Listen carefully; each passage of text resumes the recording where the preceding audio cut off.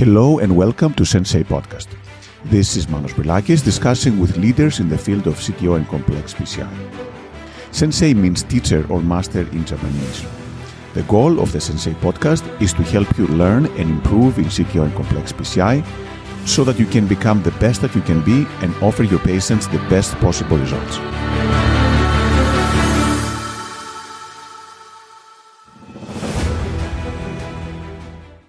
Hello everyone and welcome to Sensei podcast. It is my great pleasure to introduce Dr. Andrew Ladwiniec from University Hospitals in Leicester in the United Kingdom, who joins us today. Andrew, thank you so much for taking the time. No, thanks for having me. And thanks for also pioneering the area of CTO-PCI. I know you've been working on this for a while in the UK, and UK has been one of the early adopters of the hybrid approach and advanced techniques. But how did you get involved into this area? What made you want to go into complex PCI and CTO-PCI, and how was your learning curve so far? So it's a quite a long story, actually. So I started doing PCI in any kind of volume in around 2011, 2012. And in 2012, I took some time out of my training program to go and do some research in Hull in Yorkshire in the UK. And I got up there, and none of the projects that were on offer were either well developed or what I was interested in. And I was working with Angela Hoy, who at the time in the UK was doing more CTO PCI than a lot of people. And I'd also been exposed to a bit of coronary physiological assessment when I was working in Cambridge, and in particular looking at coronary wedge pressure, not in the CTO setting.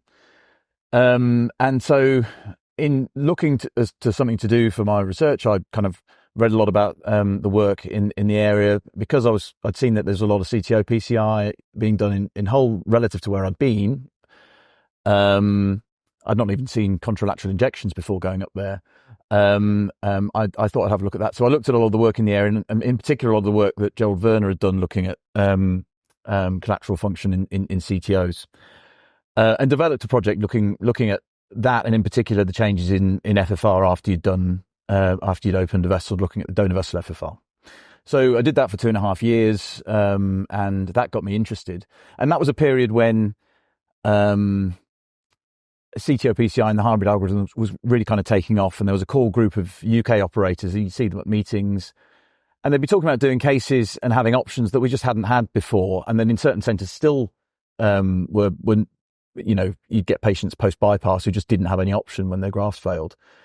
So that got me really interested in doing that. But I still hadn't really trained in the techniques. So I'd actually sorted out a fellowship in a centre in Canada, which wasn't a big CTO place, and I was really excited to go. And then I got a call out of the blue saying the funding had been withdrawn, and so I was kind of not knowing what I was going to do. I saw a fellowship advertised in Belfast, and I'd seen both Simon Walsh and Colin Hamrati around meetings in the UK and doing things that other people in the UK weren't doing. And it looked like a really interesting place to go. And also my wife is from Belfast, so, there was a reason from a family point of view to go over there. So Colin had proctored one of my supervising consultants, so there was kind of a contact there. I applied and went over there after I finished my standard UK training and spent a year there. And that year was just a kind of fantastic year. So working with Simon Walsh and Colin Hanratty, and just the level of complexity that they were doing, even in the non-CTO PCI, was just a level above what I'd seen before. And then just the privilege of being exposed to two really good operators in the field and being able to work with them, every day and really upskill, just kind of got me to a level where I was in a position to, when I finished, go off and do things myself.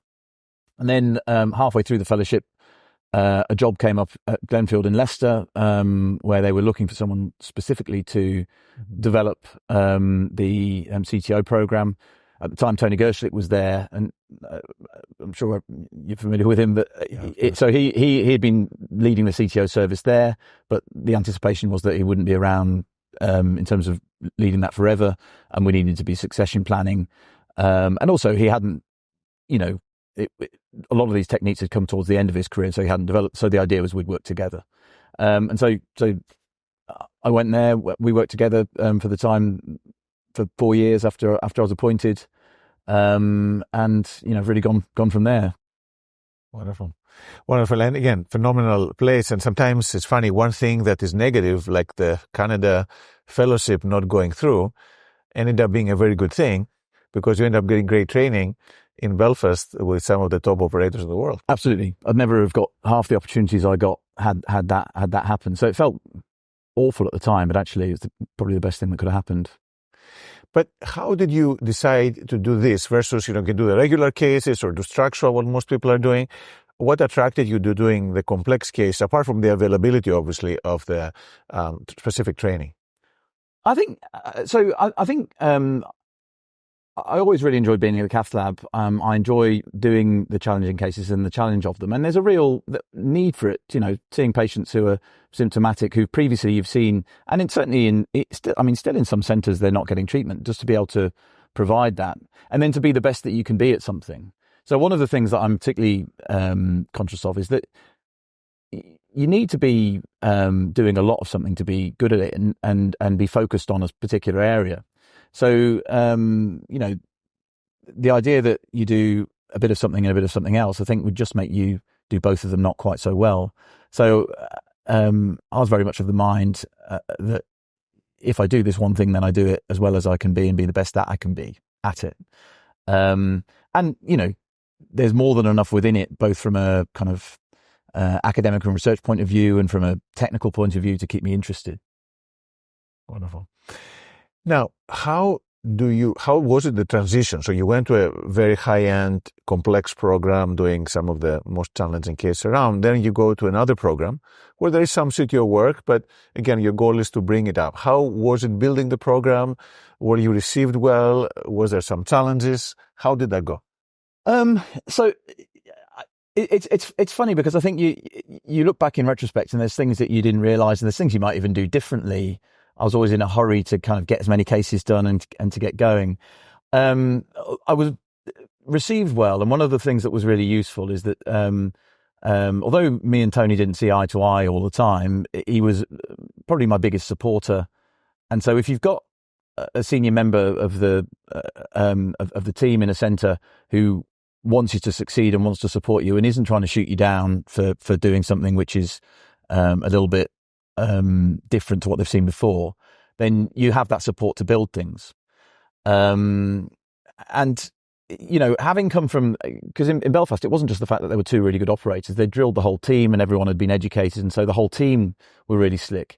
And when you get to a centre that aren't familiar with doing those cases, you need to bring people with you, and that takes time. And it also takes the effort and interest of those individuals, such that when things get better, it's not something that you can say, I've done. It's something you can say everyone has come and developed themselves. But at the same time, and I probably wasn't sensitive enough at the time, when you come, you have to be conscious that these people have been working as hard as they can, doing things the way that they were told was the right way for years.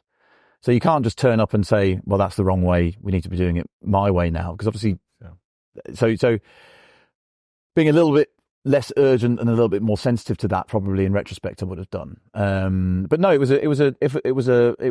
wasn't a terrible transition, but it's certainly a learning experience.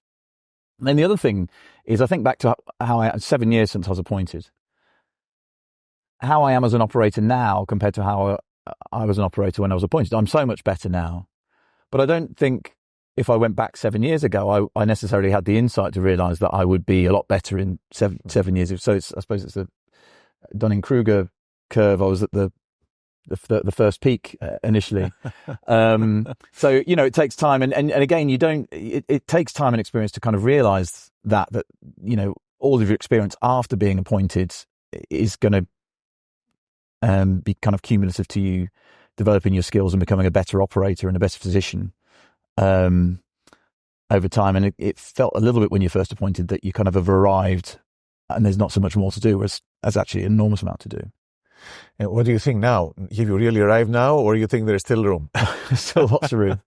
And I think that's the other thing. You realise that there's lots of room, and you come to meetings, and you see colleagues, and we all develop relationships with colleagues who are doing similar things to us. and they'll show a case with something that you think, I don't know if I necessarily have thought of that, or I don't know if I'd necessarily have got that case done. You learn off each other, and there's lots of areas, both from a kind of technical PCI point of view and from other areas within what we do, that there's lots of room for me to improve. Perfect.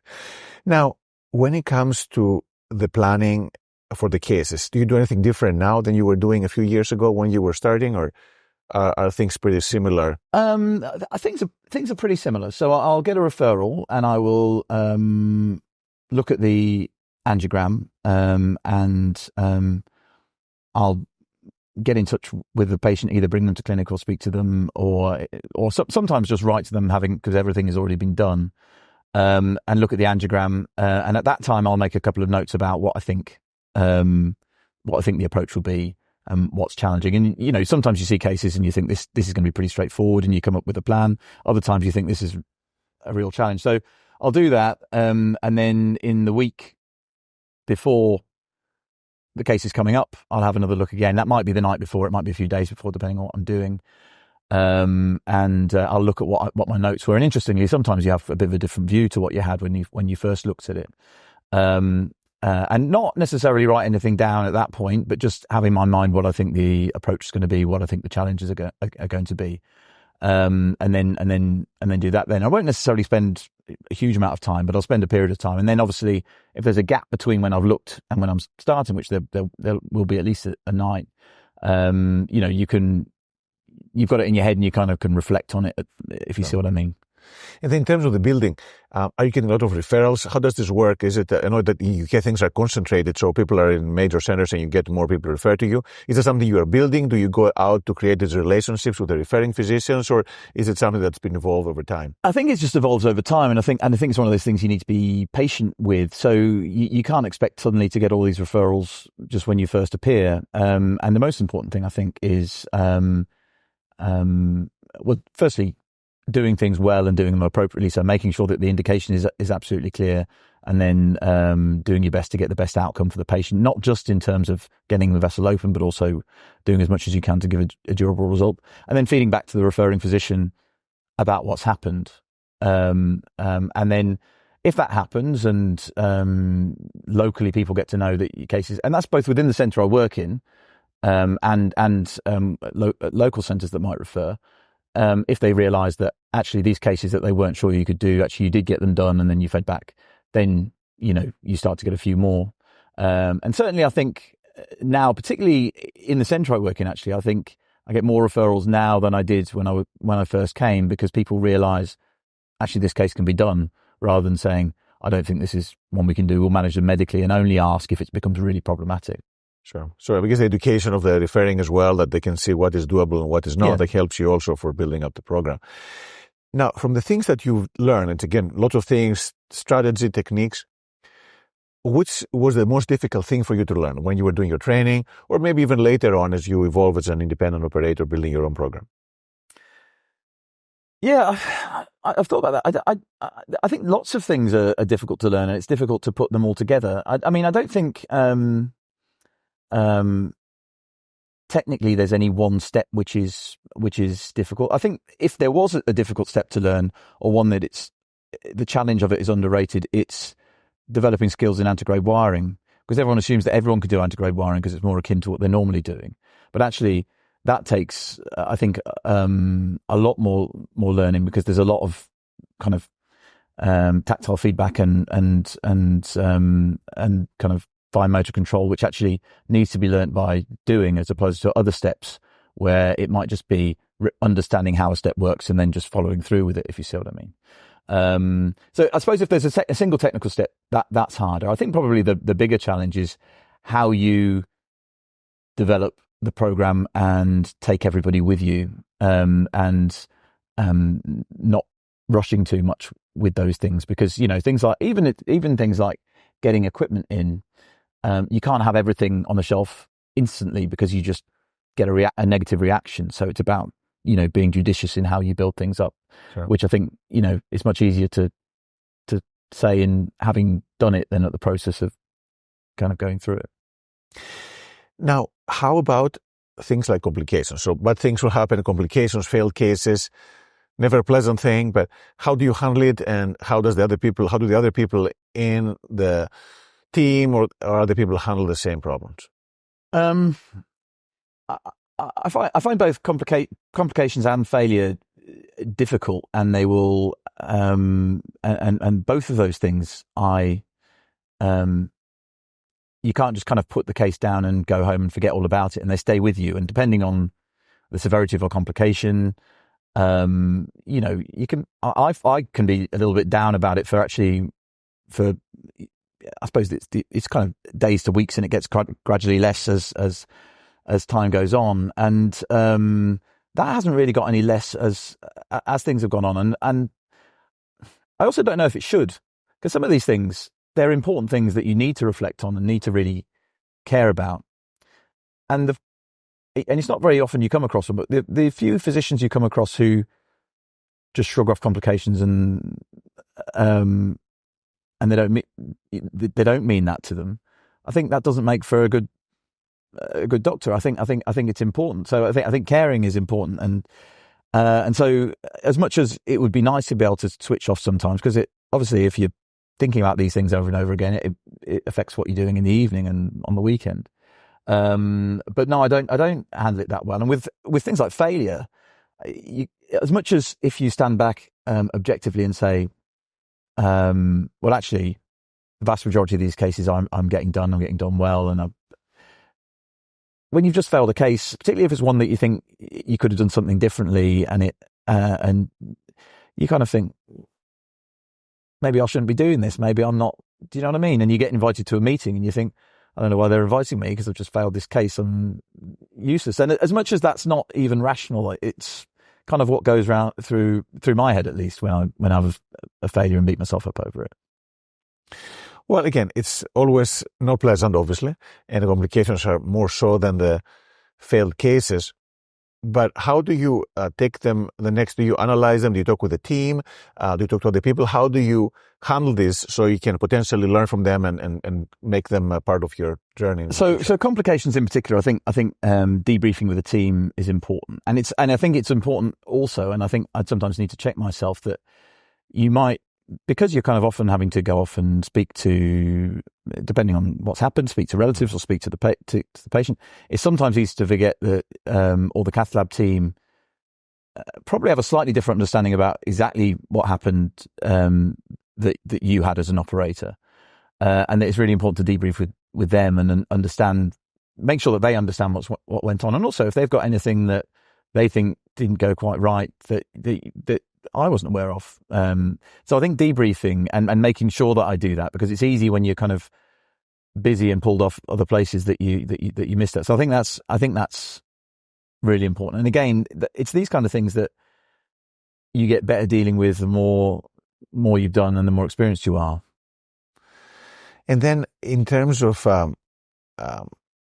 cases that have stuck with you, are there any particular cases, good or bad ones, that have stuck to you over the years that you've learned the most from? I don't think I'd single out particular cases. I think I'm pretty, again, I think to some extent it's sometimes a human flaw. So I'm pretty conscious that we're all kind of led a little bit by anecdote and by our most recent case or our most recent failure. I had a case it was a calcific LAD CTO, and I perforated the vessel, and we managed to address the complication, but it was a big perforation in an attempt at knuckling antegrade.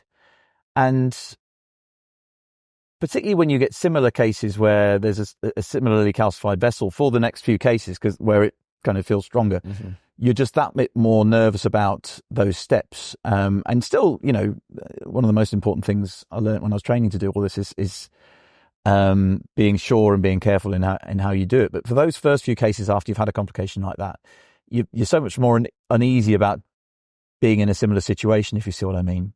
To the extent that I think sometimes you are overemphasize that in the subsequent cases, if you see what I mean.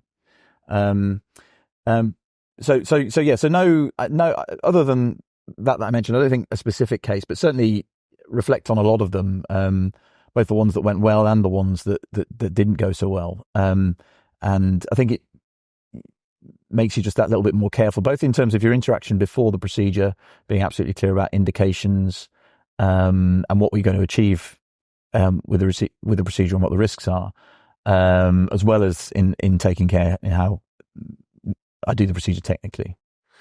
Yeah, and so true that the last case stays with you, right? So we had a failure or something, and then of course the next case, that's the what you're worried about, which is why it's important to not stop and just keep on going, to make the last case being a different flavor than before. But it's interesting how the human psyche works.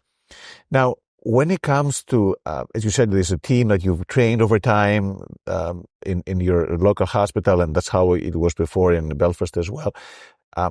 Is this self-selected people, or do you select people who are more involved into this, like techs or nurses or the fellows who come in? How does that work? You mean in terms of the wider cath lab team, or?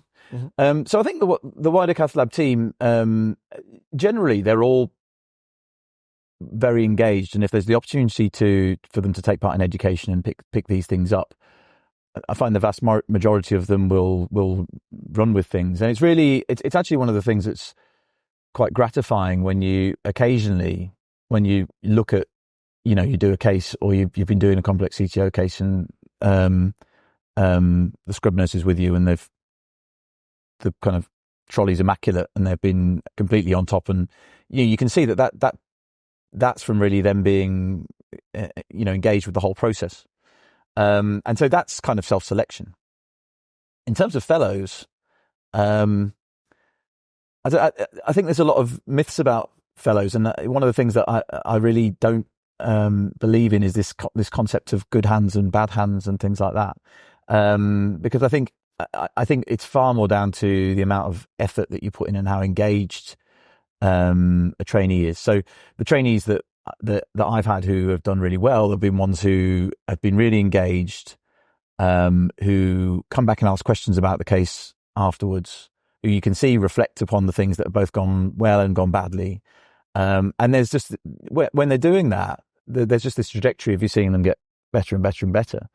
And the ones that are less so, the ones that are a bit more indifferent to it, and who might turn up to the lab and then don't think about it again until the next time they're there, don't make the same progress. So I think that's far more important than so interest and engagement than this idea that someone was just born with some magical hand skills or something. Did you ever say no to someone who wanted to do CT or PCR or complexity, and then their skills were not quite as up to par with the rest of the group, or that hasn't happened? No. So again, and for similar reasons to what I was just talking about, I don't like the idea of if somebody really wants to do something, saying no, you can't do it. I'm not the arbiter of what they can and can't do. So I think with moving on to CTO PCI, and this is one of the challenges that you have to often have a conversation with. You have to be at a certain level before you're able to make that leap. So that's not a case of whether an individual can or can't do it. That's more about when they're at the point when they can take that on. And what I'll often say to them is, if you're going to really struggle and make heavy weather of 2-stent bifurcation or something, what you don't want to have done is just struggle through a CTO, and then that bit, which for those of us who've done enough is generally a pretty simple part of the procedure, you don't want that to also be hard. I mean, so I think in order to kind of start getting up the learning curve with CTO PCI, certainly as a first operator at the front end, you need to have done quite a lot and be at a certain level. And I think that's where sometimes you have to say, you're not ready to be doing this at the moment. But it's about at the moment rather than an absolute, you can't do this. That's not for me to say, I don't think. Wonderful. Now, when it comes to the things that keep you in shape, so to do the complex procedures, busy clinical practice, teaching, education, how do you handle all that? Do you exercise? Do you do things to keep you in good shape? Yeah, I exercise. I run. I try and run 4 times a week, and probably I achieve it more weeks than I don't, but I don't achieve it every week.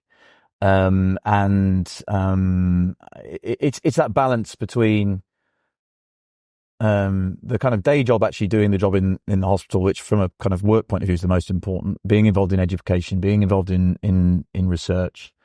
I've got two young children and wanting to spend some time with them, and trying to make time to exercise as well. And I don't think I necessarily always get that balance right.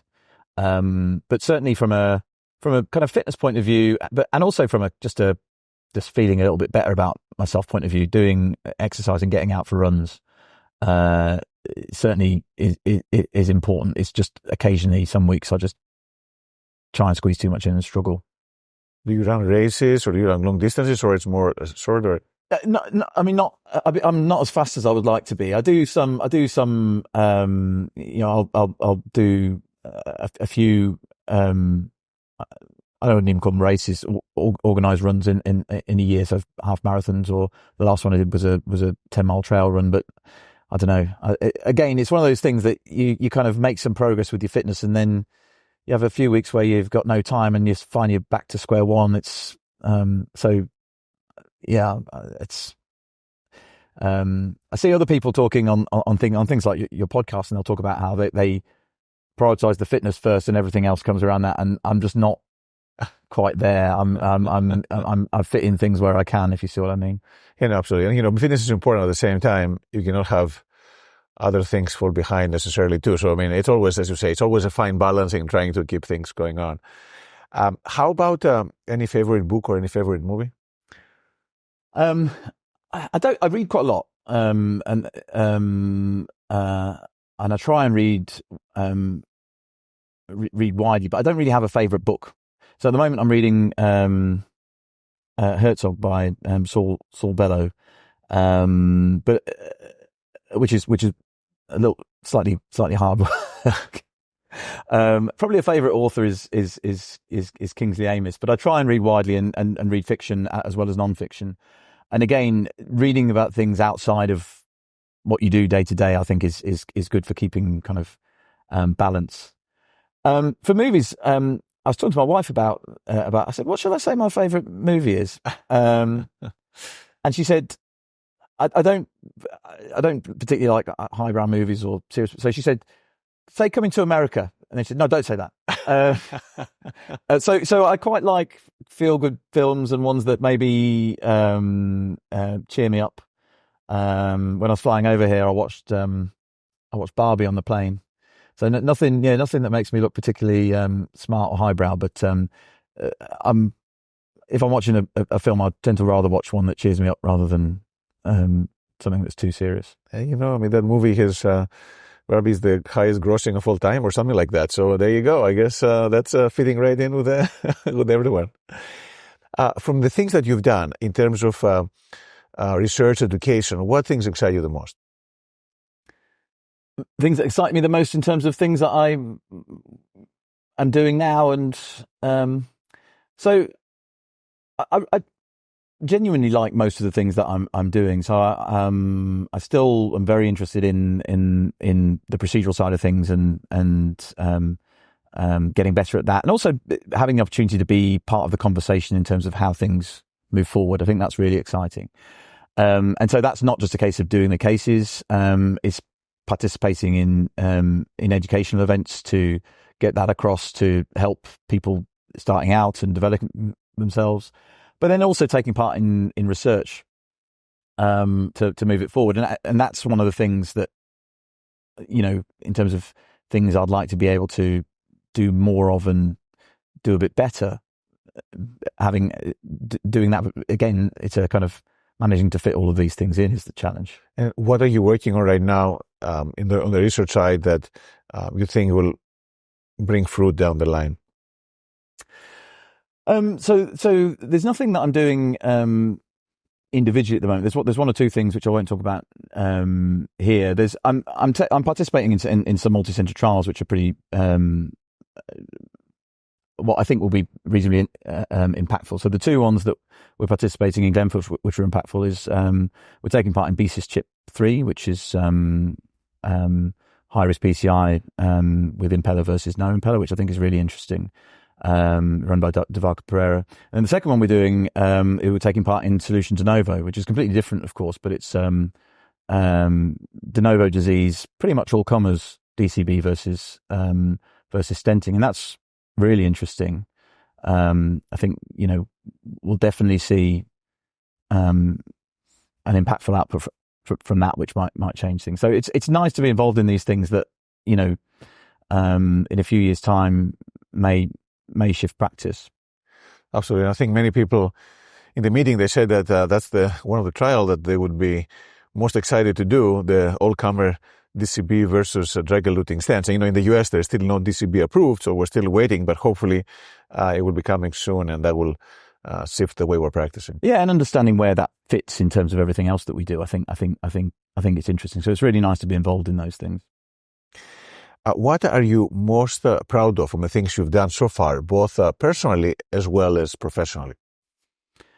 Personally, it's my family, my kids, which I know pretty much everybody says, but that's the thing that gives me the most joy, in seeing their achievements. And even though they're the achievements that when other people see them, they don't, they wouldn't necessarily stand out. But when it's your own children, that's kind of the most important.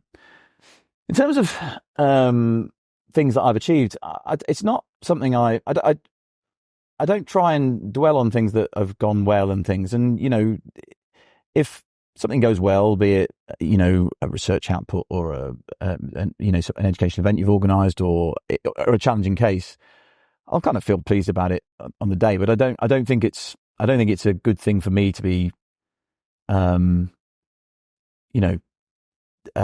dwelling on it too much and feeling too proud of myself or whatever this happened, because I always think that it comes before a fall a little bit.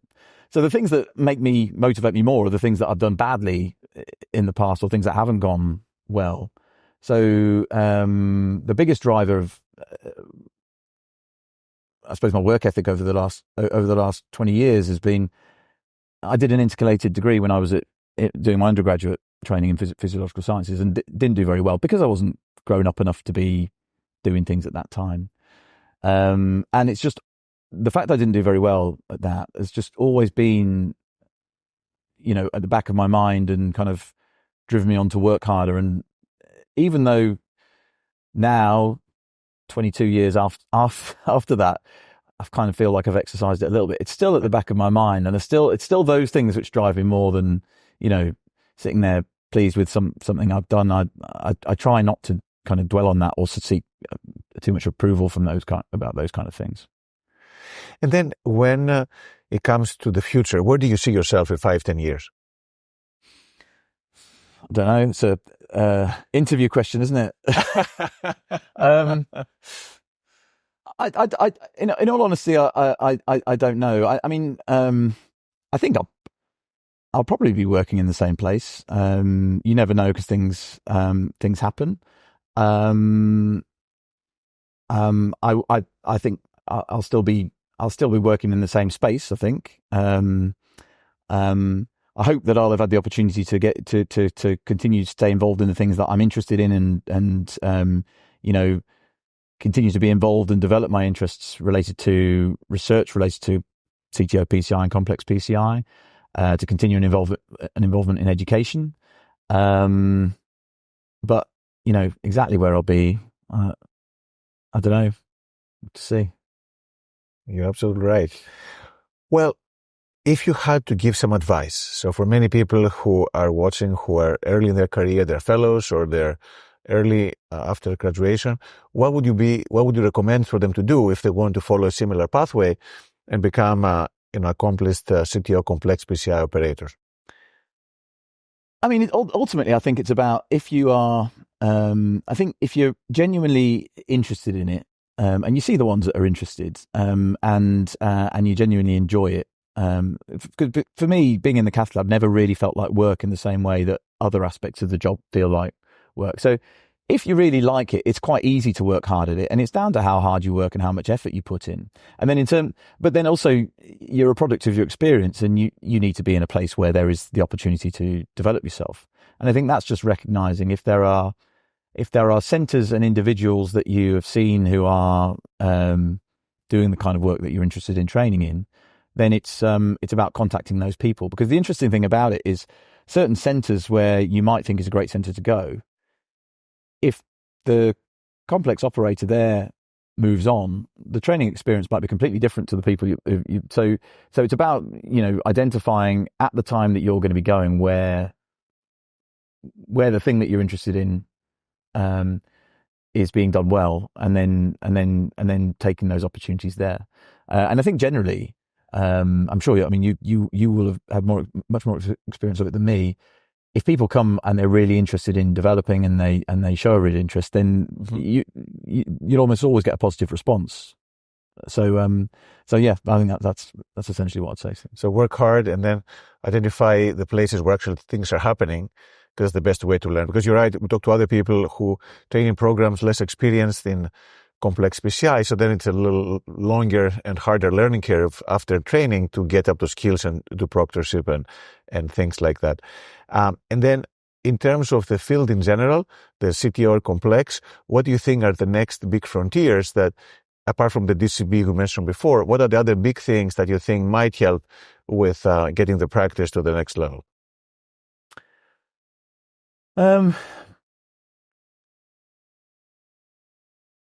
We certainly haven't solved everything yet, and I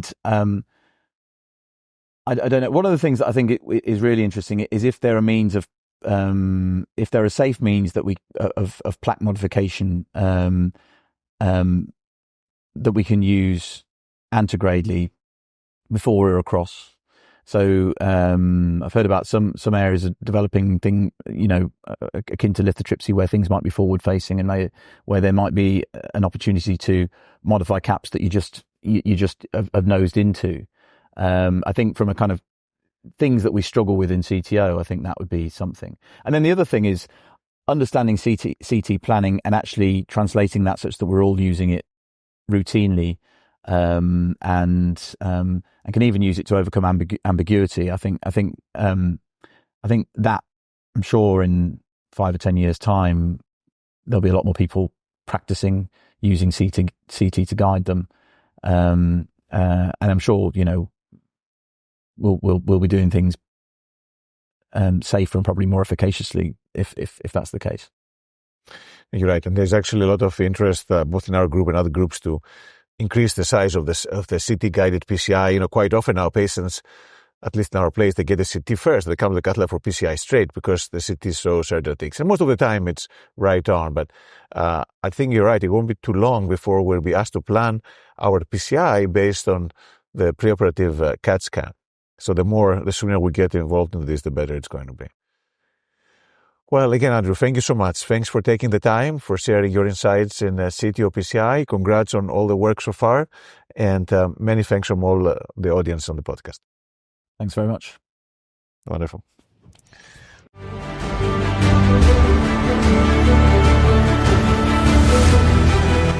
Thank you for listening to the Sensei podcast.